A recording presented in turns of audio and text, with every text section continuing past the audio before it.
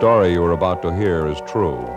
The names have been changed to protect the innocent. Fatima Cigarettes, king size, extra mild and soothing, brings you Dragnet on both radio and television.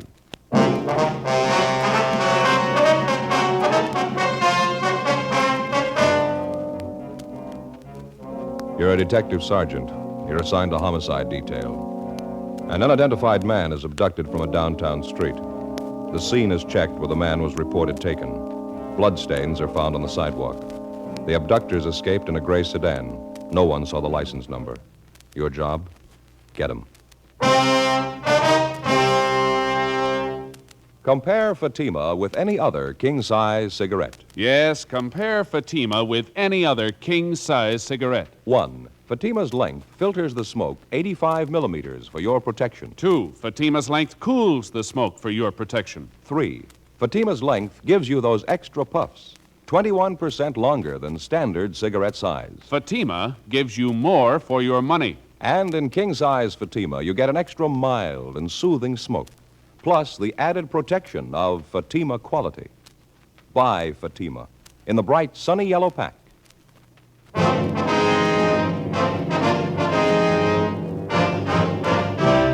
Dragnet, the documented drama of an actual crime. For the next 30 minutes, in cooperation with the Los Angeles Police Department, you will travel step by step on the side of the law through an actual case transcribed from official police files.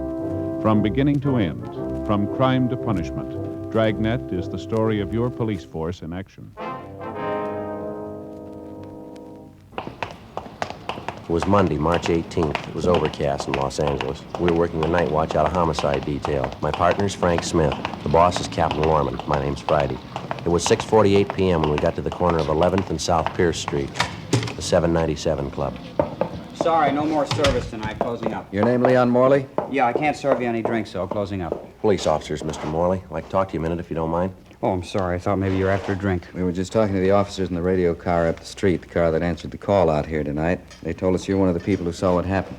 Well, yeah, I guess I did. I saw part of it anyway. Lousy deal, kind of thing makes your ulcers pop. That's why I'm closing down early, going home. We're following through in the investigation, Mr. Morley. I'd like to have you tell us everything you know about it, if you would, everything that you saw.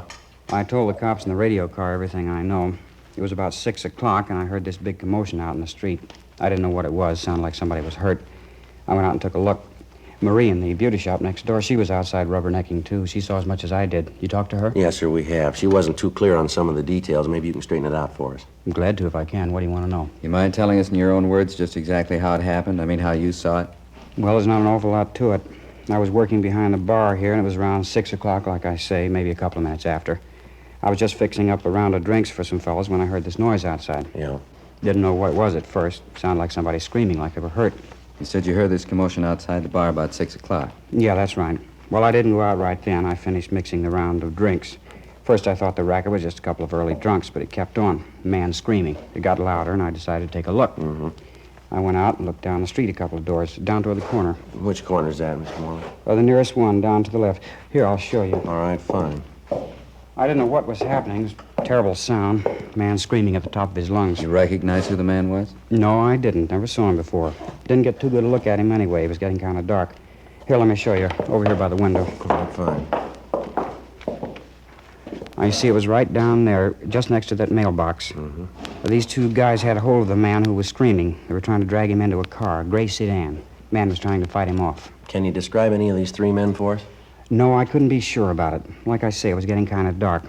Well, you can see for yourself they were about 75 or 100 feet away. Mm-hmm. This man they were trying to drag into the car, he kept screaming, "Leave me alone, you can have the money. Leave me alone, you can have my car."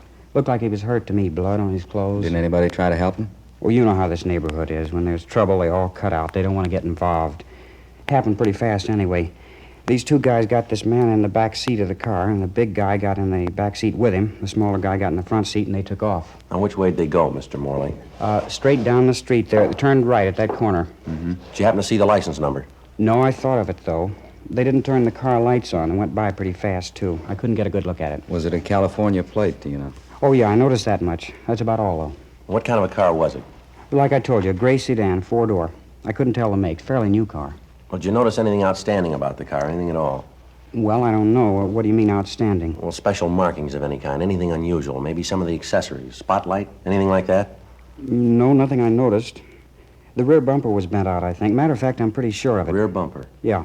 I saw it when they drove off. They drove right past the place here. Well, how about the men, sir? Can you describe them at all? No, one was pretty tall and thin. The other one was smaller. About the same build on the thin side.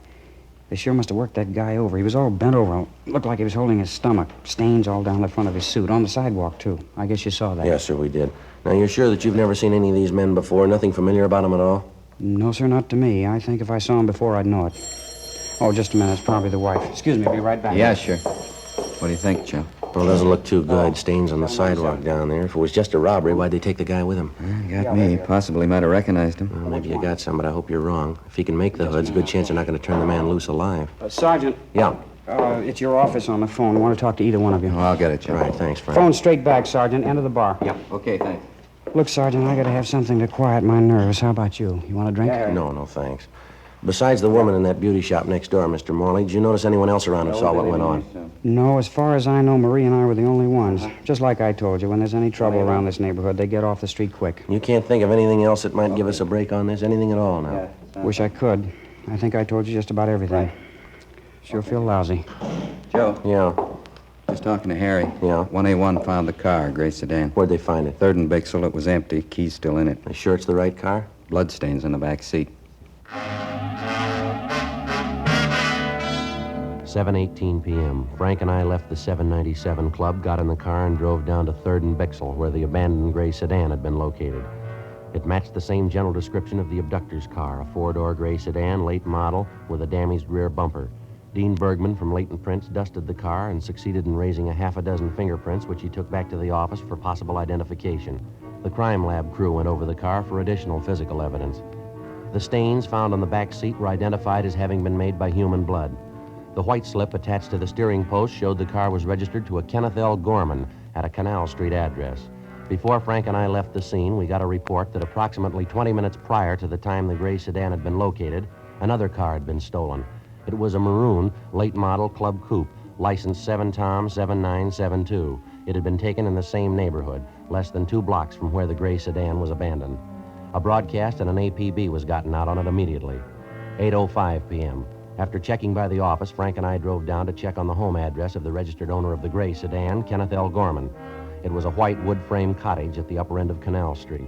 The woman who answered the door identified herself as Mrs. Elsie Gorman, a small middle-aged woman, blue eyes, partially graying hair. No, I'm sorry, officers. My husband isn't home right now. Where is he, Mrs. Gorman? Do you know? Well, he went downtown to see a friend of his, business appointment. Is it anything I can help you with? Are you expecting your husband home pretty soon, ma'am? Yes, I am. Matter of fact, he should have been home long before this. I don't know what's keeping him. Told me he was going downtown to collect some money a friend of his owed him. Said he'd be right back. I don't know what could be keeping him. When do you leave the house, ma'am? About 2:30, 3 o'clock this afternoon. It's almost 8:30 now. It could be he stopped to have a beer with his friend. He usually phones, though, if he's going to be late. I don't understand these men sometimes. You and your husband own a car, Mrs. Gorman? Yes, we do. My husband has it right now. Why? What kind of a car is it, ma'am? A 49 Chevy sedan. Gray color, 4-door? Yes. License number 7T7972? Well, yes, I think that's it. Why? What's the matter? Something happened? Nothing to get worried about, Mrs. Gorman. We located the car in the downtown area, parked on a side street. The keys were still in it. Thought we'd check on it. Where was it parked? Near 3rd and Bixel. Well, that can't be right. This man my husband was going to see has his store on Alameda. It's on Alameda between 9th and 10th. No reason for Kenneth to drive the car way down on 3rd Street. Possible he might have had another business appointment down there, ma'am. Maybe something he didn't mention to you. Well, I don't know. I suppose it is possible. You'd think he'd call, though. He usually does when he's going to be out late like this. What about this man your husband was going to see, Miss Gorman? You happen to know who he is? Yes, Fred Bernard. He's in the sheet metal business, has his shop on South Alameda. He owed my husband $300. My husband went down this afternoon to collect it. He a friend of your husband's, is he? Oh, yes, they're good friends. Fred and my husband have done business for years. There wasn't any ill feeling between them about this debt. No, of course not. It was just a bill for some materials. Why do you ask that? Just routine questions, ma'am. Can you think of anyone at all who might have a quarrel with your husband? Somebody who has a grudge against him, maybe? No. Why are you asking questions like that? Is there something wrong? Something you're not telling me about? No, ma'am. It's just a routine check, Miss Gorman. Nothing to worry about. I want to make sure everything's all right, that's all. The way you talk, it isn't all right. It's far from right. Ken, it's never gone this long without calling me. There must be something wrong. No use getting yourself all worked up, ma'am. You admit your husband might have had another appointment after he left Bernard. By the way, have you checked with Mr. Bernard yet, ma'am? No, to tell you the truth, I haven't. I don't usually like to call my husband when he's out on business. I don't like to bother him. This is different, though. I think I'll call Fred Bernard right now. It's a good idea. Do you mind if we wait, ma'am? No, not at all. It'll only take me a minute. Excuse me. Yes, ma'am. What do you think? I don't know. Doesn't look too good, does it? Car's abandoned, stains in the back seat. Man's late in getting home. It's all there. Could be anything, couldn't it? Doesn't look good. Sergeant? Yes, ma'am. I just talked to Fred Bernard. He said my husband's been there and left. What time did he leave Bernard's, ma'am? About 3:15, 3:30. Fred Bernard paid my husband the $300 he owed him, and my husband left. Fred told me my husband asked him if he wouldn't have a glass of beer with him, but Fred said no, he was busy. So my husband said all right, he was going to have a beer at home. Told Fred he was going right home. That was at 3:15 this afternoon. Yes, ma'am. Well, there must be something wrong, I know it. It just isn't like my husband. He wouldn't leave the car like that. If he was late, at least he'd call me. Oh, would you excuse me again? I've had the dinner on the stove, boiled away to nothing. I want to turn it off. Yes, ma'am, go right ahead. I hope it works out all right. Seems like a nice woman. Yes, she does. Sure doesn't figure, does it? He's had plenty of time to get home. No reason why he shouldn't be here by this time. Well, I can think of two. Yeah? An empty car and $300. We continued interviewing the wife of the missing man, Kenneth Gorman, and she told us that occasionally he did some drinking at neighborhood bars. She also told us that when her husband drank quite a bit in public places, he was over-friendly and he liked to brag and flash money. Mrs. Gorman got on the phone, contacted all their friends and relatives who happened to be home, but none of them had seen or heard from Mr. Gorman that day. Before Frank and I left, Mrs. Gorman gave us a complete description of her husband, the clothing he was wearing, and also a recent photograph of him. We called Fred Bernard, the friend of the missing man, the last known person to see him, and told him that we'd like to talk to him. He told us that he was working late, getting out a rush order, and that we could find him in his shop. 9:05 p.m. We located Bernard at his shop on South Alameda.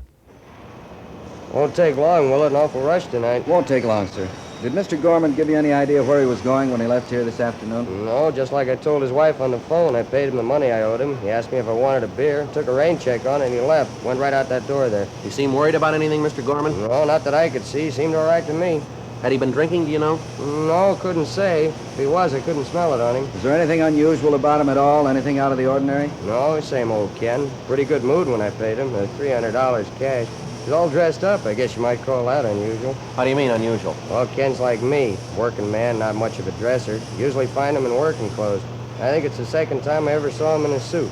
A new one, too. Looked nice on him. He didn't give you any indication at all where he might be going, did he? No, he just collected his money and went out. I thought maybe he was going home. What did Miss Gorman tell you? Didn't you have any idea where he is? No, sir. She told us he came down here to collect some money. She expected him right home. We're not trying to be nosy, Mr. Bernard, but how do Gorman and his wife get along? They pretty happy together? Yes, I guess you might say that. Get along as well as you could expect them to. What do you mean by that? Nothing. Ken's he's a fellow who likes his nightlife. Wife's just the opposite, quiet type. Almost left him once. Guess they're getting along pretty good now, though. Why'd she almost leave him? Would you happen to know?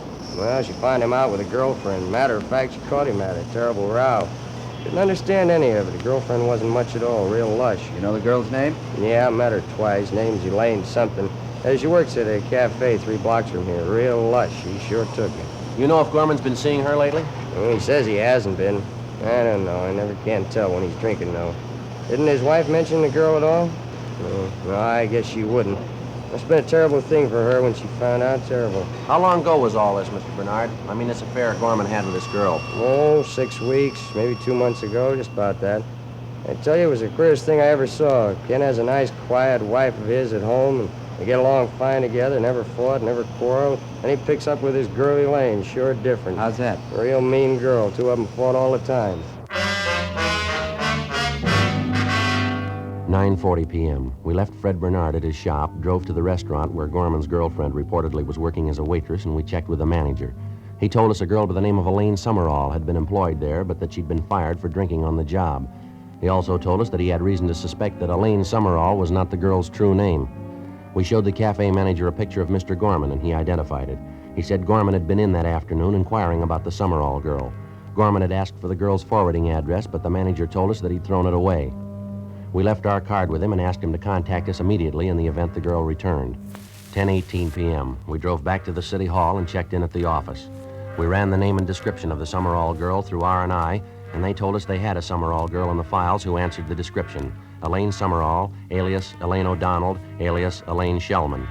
There were warrants out on her for forgery, 3 counts, and grand theft merchandise. We signed out of the office, went across the street to the Federal Cafe, and had a sandwich and a cup of coffee. Wouldn't look so rough if it wasn't for the stains they found in the backseat of that car. It's hard to get around it. Points to more than robbery, doesn't it? M.O. sure strikes me pretty funny, pulling the man off the street like that. Must be either hard up or crazy, huh? Federal Cafe. Just a minute. Friday? Yeah. Phone. Right, thank you. I'll be right back, Frank. Okay. Yeah, Friday talking. Yeah, Glenn. Where? How long ago? Yeah, I see, uh-huh. It wasn't, huh? Yeah, we'll roll on it right now. Tell them we're on our way in, will you? Yeah, right. Thanks, Glenn. Bye. Yeah? Chandler, they just found the maroon coupe, the one stolen in the neighborhood where Gorman's was dropped. Where'd they find it? Picked it off going up through Lancaster, sheriff's deputies. Does it look good on our job? Well, there were 2 men in the car. One of them had a knife, bloodstains on their clothes all over the inside of the car. How's it figure? It doesn't. Not a scratch on either one of them.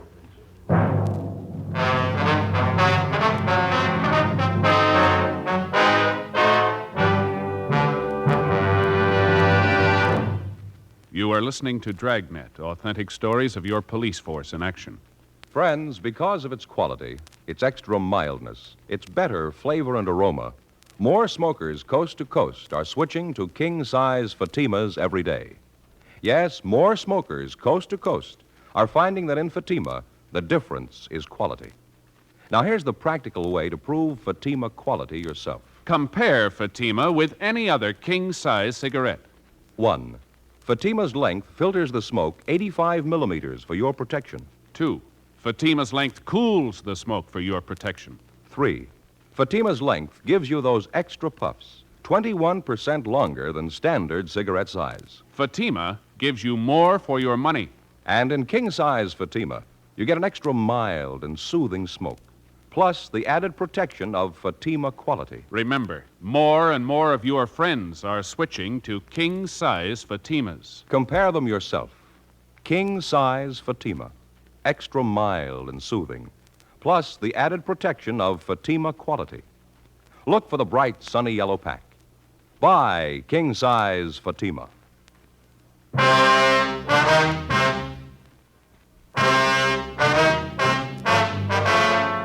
Monday, March 18th, 10:40 p.m. After we received the report that the stolen maroon coupe, along with the 2 suspects, had been recovered north of the city in the town of Lancaster, Frank and I stopped by the record bureau and checked to see if there was a make on either one of the suspects.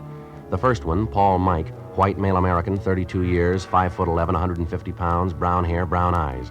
He had a long felony record, including burglary and robbery. He'd served sentences in both San Quentin and Folsom, and there was a warrant on him for violation of parole. The second suspect, Floyd Compton, white male American, 34 years, 5'8", 135 pounds, black hair, brown eyes. His record included arrests on suspicion of burglary, 4 grand theft merchandise, and 3 drunk arrests. He was a petty thief known to us as a shoplifter. He'd never served time in a penitentiary. 10:55 p.m. Frank and I, with identifying photographs of the 2 suspects, left the city and drove north. We checked in at the Lancaster Sheriff's Office substation. Captain Walker Hannon briefed us on the details of the arrest, and then he showed us back to the cell block where the 2 suspects were being held. He told us neither of the men had been questioned because the officers there weren't acquainted with the facts of the case. He also informed us both men had been separated from the time of their apprehension.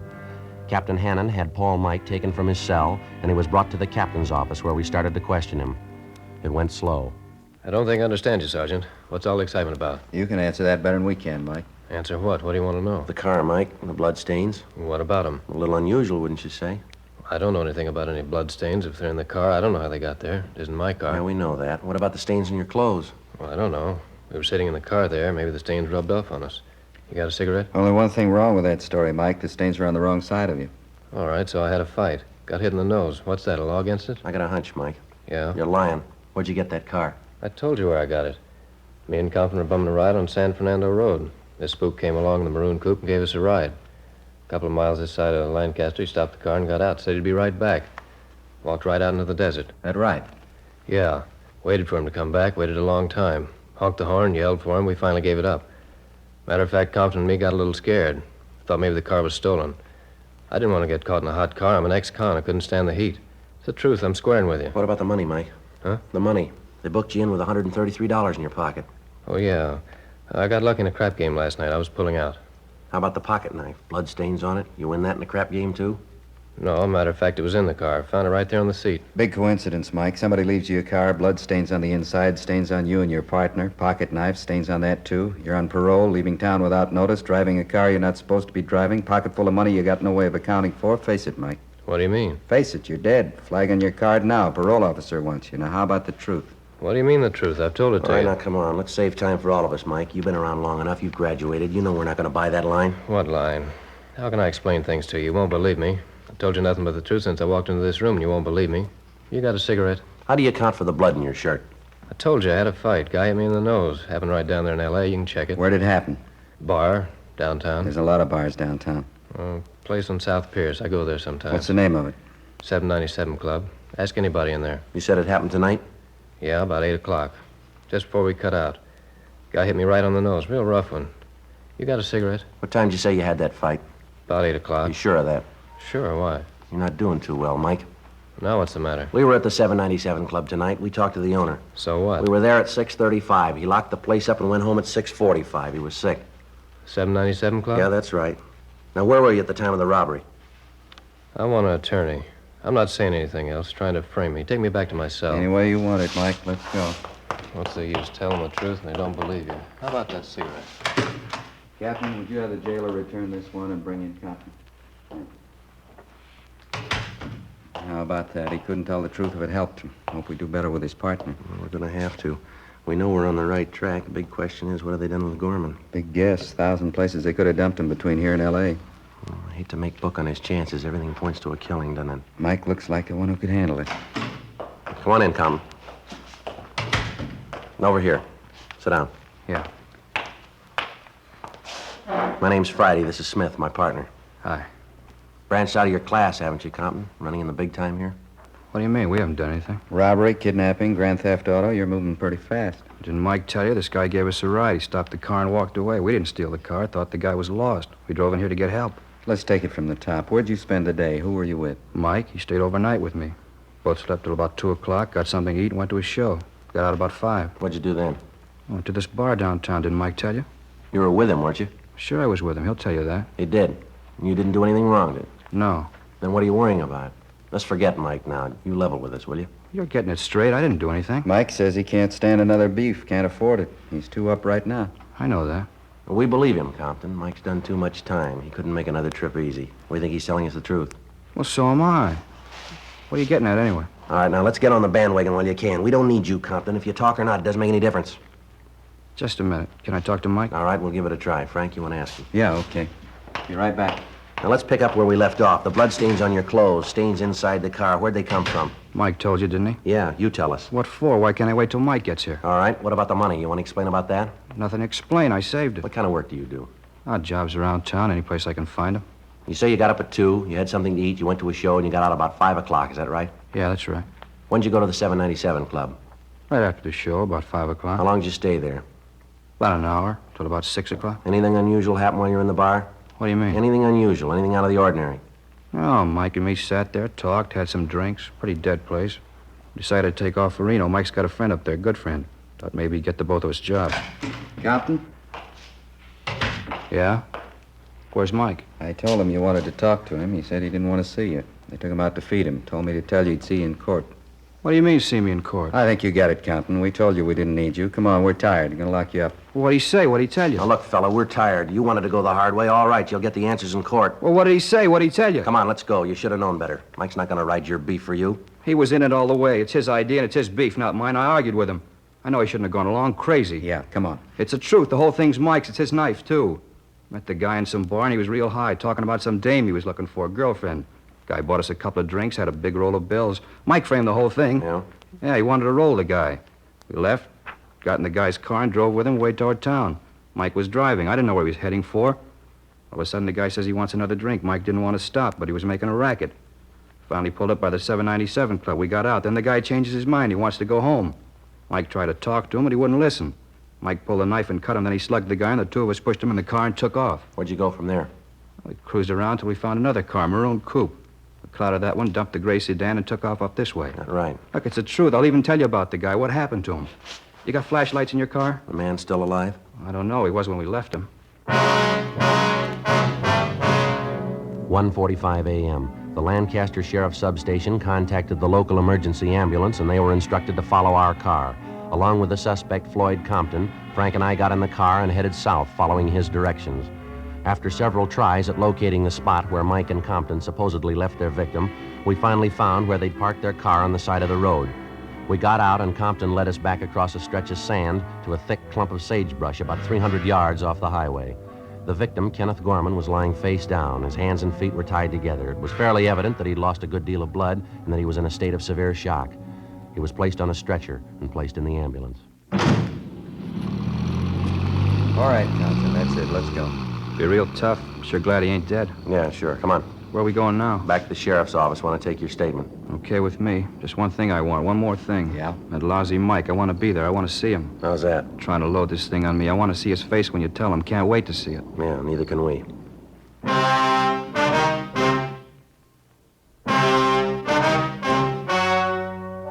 The story you have just heard was true. The names were changed to protect the innocent. On July 12th, trial was held in Superior Court, Department 84, City and County of Los Angeles, State of California. In a moment, the results of that trial. And now, here is our star, Jack Webb. Thank you, George Fenneman. Friends, once again, I'd like to ask you to compare Fatima with the king-size cigarette you're now smoking. When you do, I'm convinced that you'll agree that king-size Fatimas do give you more for your money. An extra mild and soothing smoke, plus the added protection of Fatima quality. Remember, Fatima in the bright, sunny yellow pack. And remember, in Fatima, the difference is quality.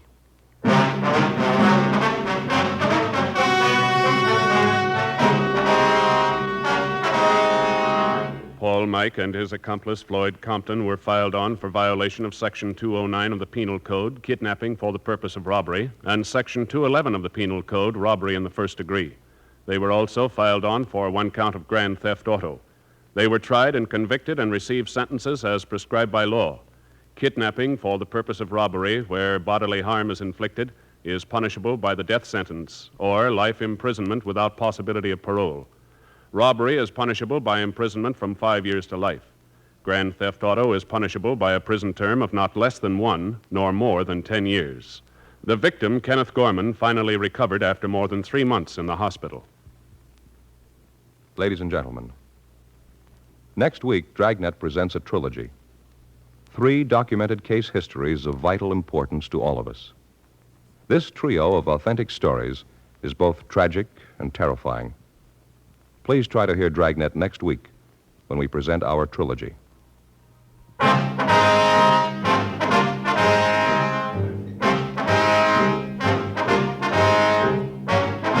You have just heard Dragnet, a series of authentic cases from official files.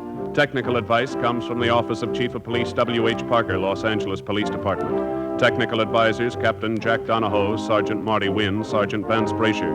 Heard tonight were Vic Perrin, Virginia Gregg, Sam Edwards. Script by Jim Moser. Music by Walter Schumann. Hal Gibney speaking. Ladies and gentlemen, you may now read Dragnet every day on the comic page of your favorite newspaper. Please consult your local daily paper. King Size Fatima has brought you Dragnet, transcribed from Los Angeles.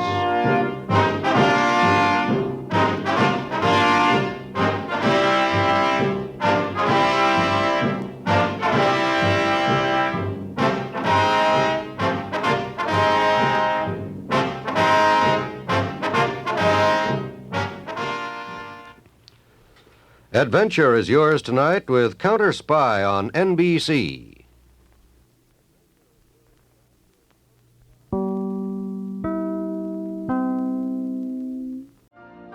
You've been listening to the OTR Gold Network.